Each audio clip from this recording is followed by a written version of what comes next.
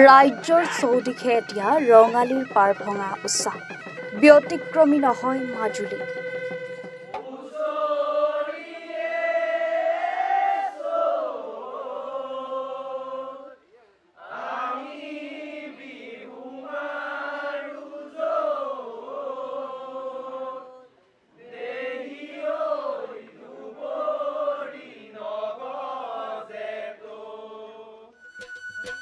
ঢোল তাল পেঁপাৰ মাতত ৰজন জনাইছে চৌদিশ।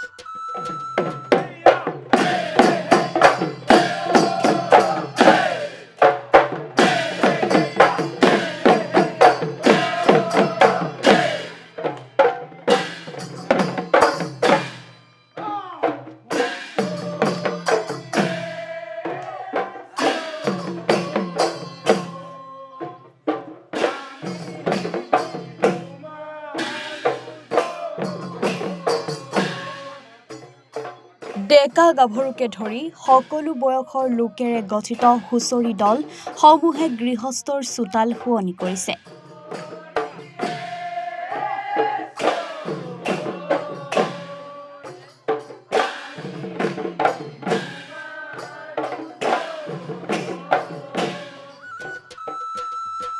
এই দৃশ্য মাজুলী গোৱালা গাঁও যুৱ অনুষ্ঠান তৰুণ ক্লাবৰ।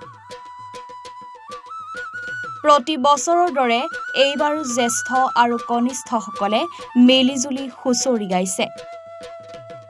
জ্যেষ্ঠজনৰ ঘৰলৈ গৈ হুঁচৰি মাৰি আৰম্ভ কৰাৰ পাছতেই গাঁওখনৰ প্ৰতিটো পৰিয়ালৰ ঘৰত হুঁচৰি মাৰি ৰাইজে আশীৰ্বাদ প্ৰদান কৰিছে গৃহস্থক।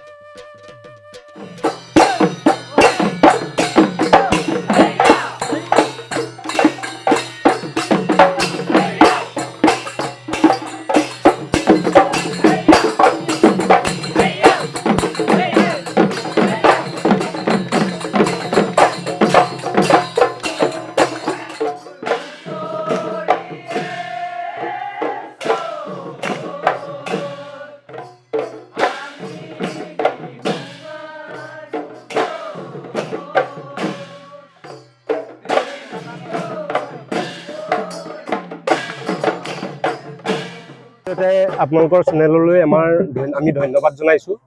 গোৱালগাঁও তৰুণ ক্লাবৰ সহযোগত আমি পৰম্পৰাগতভাৱে ৰঙালী বিহু উদযাপন কৰি আহিছোঁ। আৰু এই বছৰো আমি গাঁৱৰ লগতে অঞ্চলৰ বিভিন্ন জেগাতো আমি বিহু মৰাৰ সিদ্ধান্ত গ্ৰহণ কৰিছোঁ।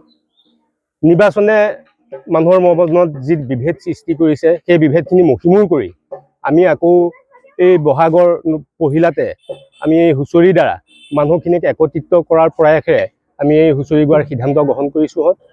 মই আপোনালোকৰ চেনেলৰ জৰিয়তে তৰুণ ক্লাব গোৱালগাঁৱৰ তৰফৰ পৰা সমগ্ৰ অসমবাসী ৰাইজলৈ অসমীয়া নৱবৰ্ষৰ লগতে ৰঙালী বিহুৰ ওলগ জনাইছোঁ।